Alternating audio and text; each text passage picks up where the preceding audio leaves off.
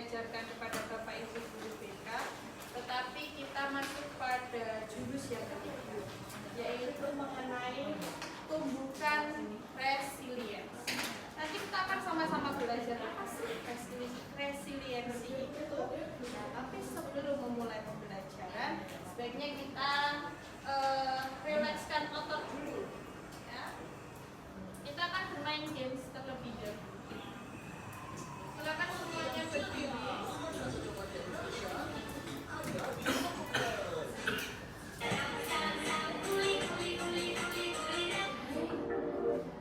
Baik anak-anak, kita akan bermain joget sam-sam.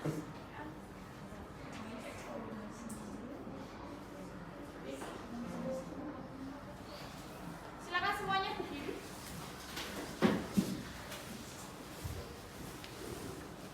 Oke, silakan anak-anak mengikuti apa yang ada di tayangan video ini.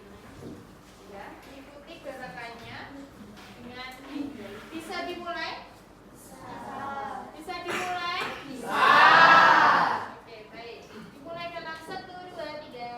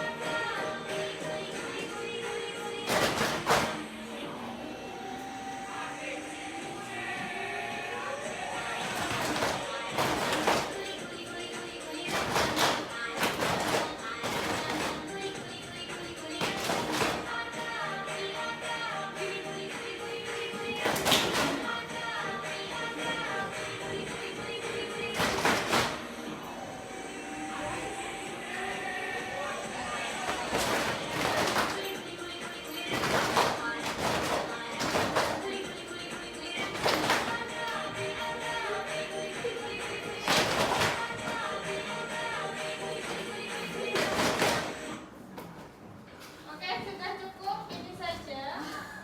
Ya, aku tidak pegang kepada kita semua. Kembali. Apakah sudah berkeringat? Ya, karena memang hawanya juga ini sedang panas sekali, seperti di SMP 17 ini mataharinya ada 2, terasa sangat panas. Tetapi marilah kita tetap mengikuti pembelajaran dengan baik, dengan semangat. Ya Mas, semangat ya. Baik, kita akan memulai kegiatan pada siang hari ini.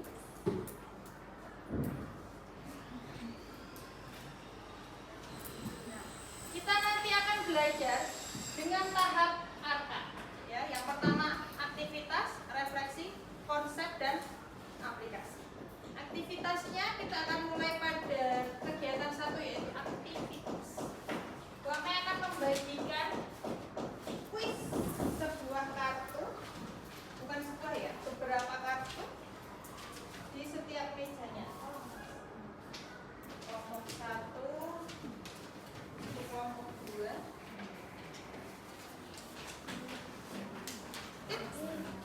Kalau nggak berani, kelompok 3. Ini kelompok 4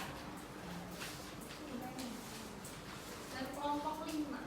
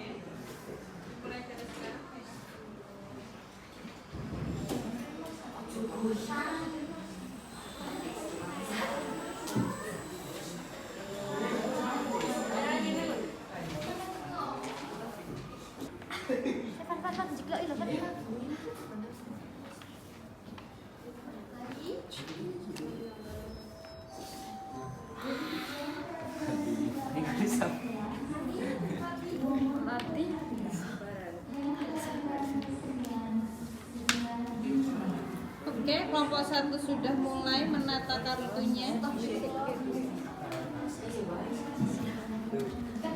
Begitu juga dengan kelompok 5, luar biasa.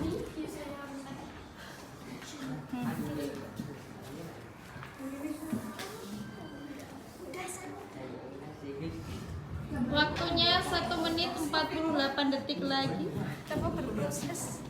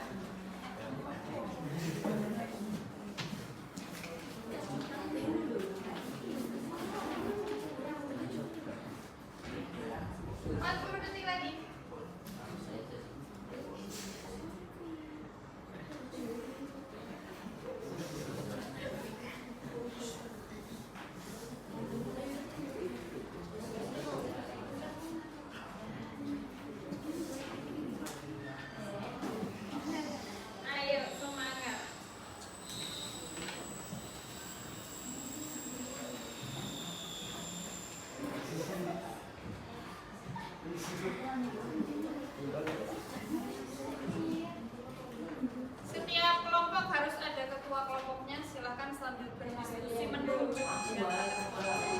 Oke, waktunya habis.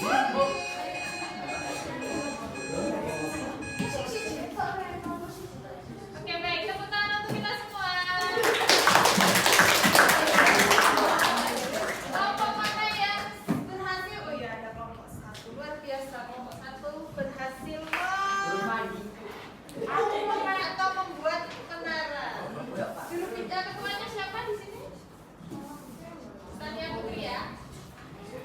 Nih mau tanya nih, mungkin untuk, ayo perhatikan semua, sudah cukup. Ya.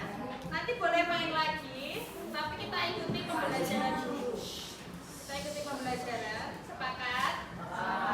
Sebentar, kita tanya tipsnya dari kelompok 1. Kenapa bisa membuat menara, Mbak? Atau Mas, silakan. Tipsnya Mas, tiga Pak nih kartunya. Berdiri. Ya berdiri, ya berdiri. Dijelaskan supaya kelompok 2, 3, 4 bisa meniru. Ayo Mas. Kita di video dilihat satu video. Mbak Tania aja yang jelaskan, berdiri. Ya, saya perhatikan dulu. Kartunya agak ditekuk. Oh gitu. Oke, terima kasih Mbak Tania. Ada lagi tipsnya? Sudah, itu saja. Oke anak-anak, jadi tips supaya bisa menaranya bisa berdiri itu maksudnya apa?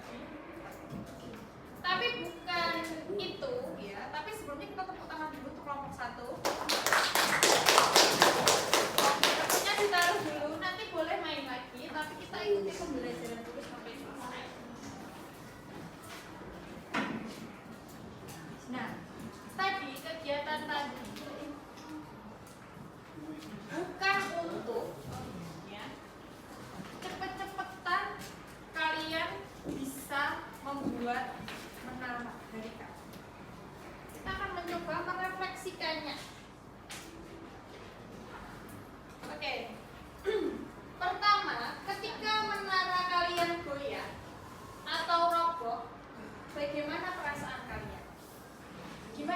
rasanya ketika menaramu roboh. Kelompok 5, marahkah, sedihkah? Mas? Mainnya nanti dulu. Kaget. Kelompok 4, apa reaksinya? Kesel, anyel. Kecewa. Kelompok 3? Kecewa. Kelompok 2? Sebel. Males. Sebel, males. Kelompok 1? Gimana tadi rasanya pas ambruk? Sebel sama. Oke. Karena itu, ya.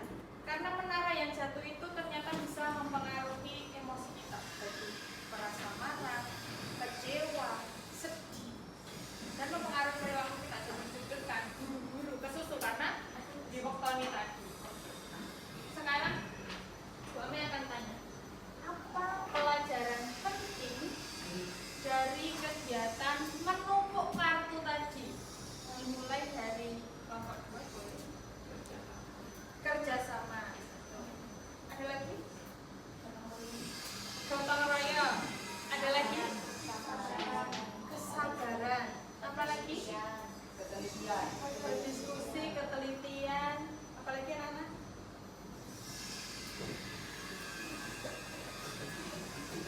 Itu tadi ya. Jadi, kenapa Bu Ame minta kalian membuat menara dari kartu? Tujuannya adalah begitulah yang namanya daya lenting atau membangun resiliensi. Bagaimana cara kalian ketika jatuh itu bangkit lagi? Ketika kalian menemui masalah, bagaimana caranya kita untuk bangkit lagi, untuk menata kartu itu tadi atau menata diri kita, hati kita untuk bisa bangun lagi. Sampai sini paham? Seperti itu, seperti menata kartu. Oke.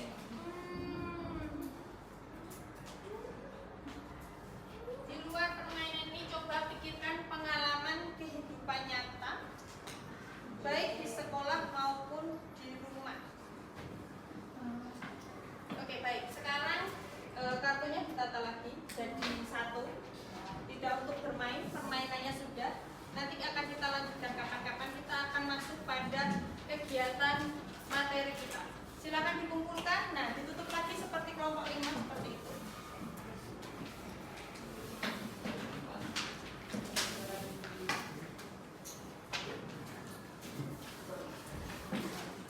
Kita akan masuk pada materi. Silakan dibaca Mas Berliando. Berdiri.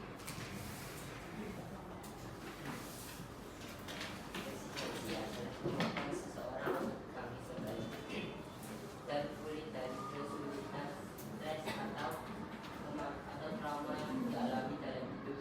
Ini adalah kemampuan untuk beradaptasi, bertahan, dan akan tumbuh lebih kuat setelah menghadapi sekitar. Oke, terima kasih Mas Berliando. Inilah kita pentingnya mempelajari yang namanya resiliensi. Jadi resiliensi adalah kemampuan seseorang untuk bangkit kembali ya setelah yang namanya mengalami kesulitan, stres, trauma. Siapa di kelas ini yang tidak pernah mengalami kesulitan dalam hidup? Ada? Nggak ada. Ada nggak? Kalian sudah pernah mengalami kesulitan semuanya? Ada yang ingin bercerita tentang dulu pernah mengalami kesulitan ini dan sekarang sudah bangkit lagi? Ada yang mau berbagi pengalaman? Boleh tentang pelajaran, boleh tentang mungkin Mbak Tania Putri pasca sakit bisa di-share pengalamannya. Bagaimana kamu bisa bangkit lagi, sekolah lagi? Ini Mbak Tania. Bu Ame bisa melihat dari kelas ini ya yang punya termasuk menjalani resiliensi itu Mbak. Oh iya sakit maaf. Mbak Tania ya bisa diceritakan Mbak. Bisa di-share pengalamannya dulu sakit terus perjalanan penyembuhannya terus bisa jadilah untuk bisa bangkit lagi itu apa tips ditahan saya. Nggak apa-apa. Kan bisa untuk motivasi teman-teman. Ya. Nggak tahu. Mungkin ada yang lain? Safira mau cerita? Siapa yang mau cerita? Farah boleh maju ke depan? Nggak ada? Oke, sudah duduk. Baik anak-anak, jadi itu resiliensi seperti kalau Bu Amel lihat itu Mbak Tania yang kemarin itu sempat sakit dan beberapa kali dioperasi, itu bukan hal yang mudah ya Mbak ya. Gimana rasanya di ruang operasi Mbak? Takut, terus dingin, apa lagi? Deg-degan. Berat nggak Mbak? Tapi akhirnya Mbak Tania bisa kembali lagi. Apa yang memotivasi Mbak Tania bisa kembali lagi ke sekolah seperti biasanya? Untuk apa Sob? Yang memotivasi kamu bisa kembali lagi ke sekolah? Semangat apa? Untuk apa? Supaya apa kira-kira? Apa semangat ada pacarnya di sini? Enggak ada. Untuk meraih cita-cita dan masa depan harus berproses itu. Baik pacarnya, Pak Guyuan.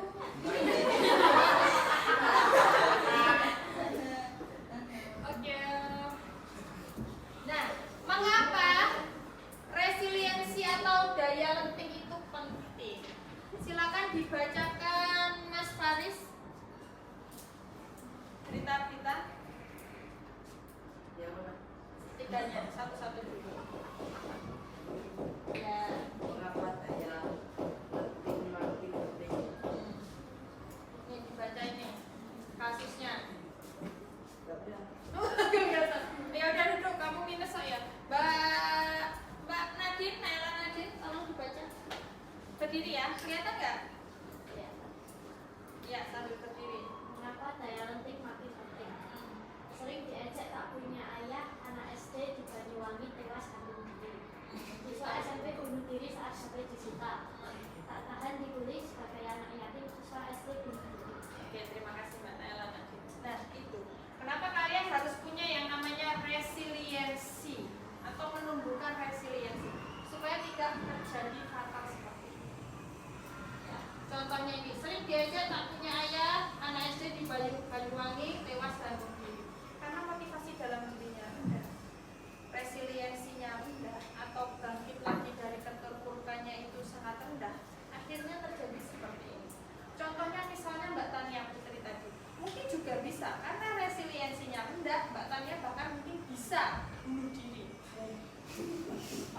Tapi karena Mbak Tania itu hebat dan luar biasa, resiliensinya tinggi, dia bisa kembali melanjutkan sekolah. Tepuk tangan untuk Mbak Tania Putri. Dan kalian semua juga hebat. Jadi untuk anak-anak yang mungkin sedang menghadapi masalah dan kesulitan hidup, tetaplah kuat berada di sana, jalani prosesnya, tetap bersekolah dengan baik.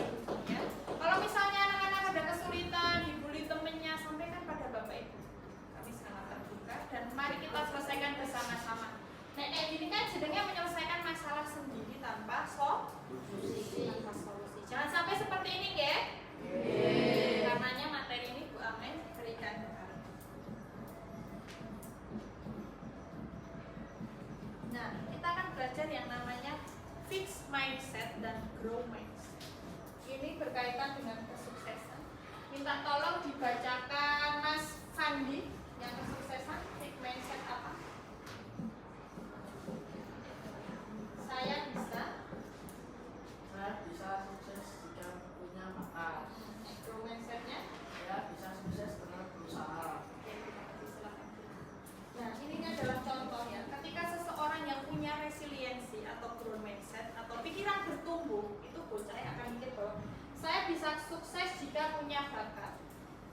Ini tandanya dia fixed mindset atau tidak punya pikiran bertumbuh. Sedangkan yang bocah optimis mesti dia akan bilang saya bisa sukses dengan berusaha. Ada yang berpikiran seperti ini, fixed mindset? Kalian harus grow mindset. Terus kemudian menghadapi kegagalan. Tolong dibaca Mbak Farah dari situ aja. Dari situ aja, kakimu sakit loh. Ya. Kegagalan. Saya menyerah. Saya akan coba. Nah, ini berkaitan dengan kegagalan. Seseorang yang punya fixed mindset ya, atau tidak bertumbuh, dia akan merasa wes lah aku menyerah seperti tadi. Dia melakukan bunuh diri, keluar dari kehidupan duniawi. Dan kalau orang yang punya grow mindset, saya akan coba lagi. Ketika menghadapi kesulitan, masalah pun sama. Siapa yang ketika menghadapi masalah berpikir bahwa kok sih kok aku kena masalah kayak ini? Ada? Ada nggak? Oh berarti 8 dia optimis semua ya. Harusnya berpikir bahwa solusi apa yang bisa saya upayakan. Misalnya anak-anak yang punya masalah kasus merokok. Apa aku diceluk BK? Padahal itu kesalahan yang dibuat sendiri. Ya, harusnya dia berpikir bagaimana cara saya berhenti merokok. Nek dielingi Bapak Ibu guru tentang hal-hal yang kalian lakukan, misalnya sering tidak masuk sekolah, diingatkan Bapak Ibu guru, itu adalah bentuk perhatian dan kalian harus berkembang lebih baik. Fixed mindsetnya hilang. Apa sih aku kok diceluk Bapak Ibu guru? Padahal kami peduli supaya kalian bisa mencari meraih masa depan. Kalau kalian grow mindset pasti mikirnya karena Bapak Ibu guru ingin saya sukses. Gitu ya. Nah, dibuka kembali lembar kalian yang ada kartunya. Kartunya tetap ditaruh, dibuka lembarnya. Di halaman sebaliknya itu ada seperti ini ya. Apakah saya fixed mindset atau grow mindset? Silakan setiap kelompoknya ya. Satu lembar saja diberi nama kelompoknya dan kalian pilih salah satu dari setiap komponen pertanyaan.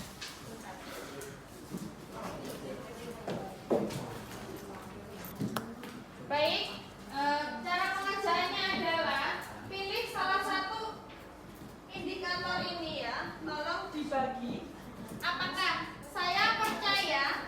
Sebentar dulu, biar tidak bingung mengerjakannya. Nomor 1 misalnya, saya percaya bahwa kecerdasan dasar saya adalah sesuatu yang tidak dapat saya ubah terlalu banyak. Nah ini kalian kelompokkan ini fixed mindset atau grow mindset. Gitu ya, 5 menit cukup. Ya, silakan dikerjakan.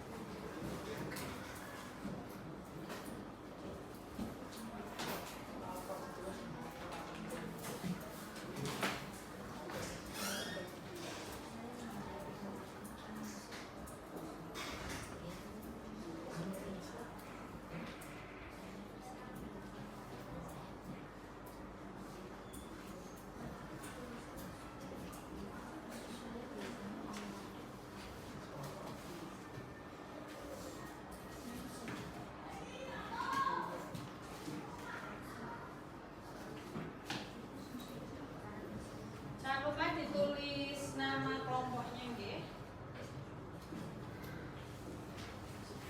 Kartunya bisa dikembalikan ke saya.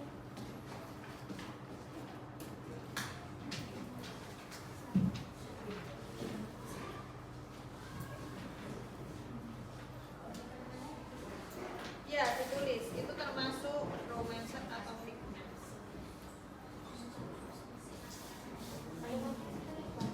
Ya, boleh. Atau tidak usah ditulis, tidak apa-apa, ini saja dikerjakan. Ini termasuk fitness Dikerjakan di lembaran aja anak-anak. Oh, nah, itu langsung aja. Jangan lupa diberi nama nomor kelas. Di sini ya, di sini aja. Jadi nanti kalian tinggal ini termasuk yang mana? Yuk. Disepakati aja. Mungkin kalau grow kalimat ini termasuk grow mindset, kalian beri tanda GM, grow mindset gitu. Tapi kalau kalimat ini menurut kamu adalah fixed mindset, tulis aja FM. Gitu ya? Oke. Dan itu mungkin jauh lebih cepat, nanti bisa kita bahas sekali.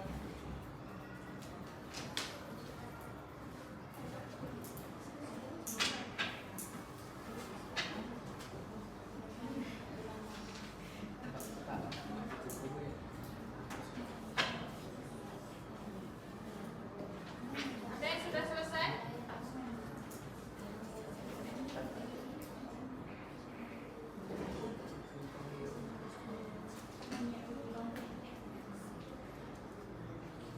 GF atau FF? Ini pertanyaan ada 1, 2.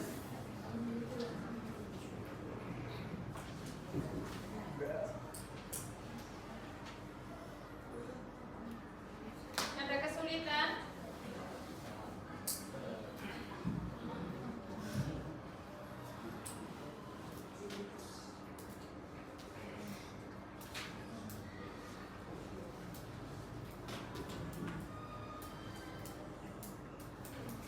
Ayo mas, ikut bekerja. Mungkin bisa dibagi mbak masnya nomor berapa.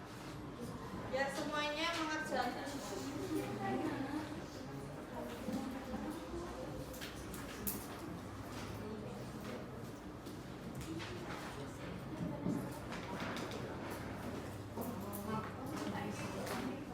Sudah selesai anak-anak? Tugasnya dikumpulkan akan kita bahas pertemuan minggu depan. Ya, baik. Sampai sini ada pertanyaan? Terima kasih anak-anak karena sudah mengikuti pembelajaran dengan baik. Silakan ketua kelasnya untuk menyiapkan doa pulang. Di depan duduk, siap, gerak. Doa dimulai.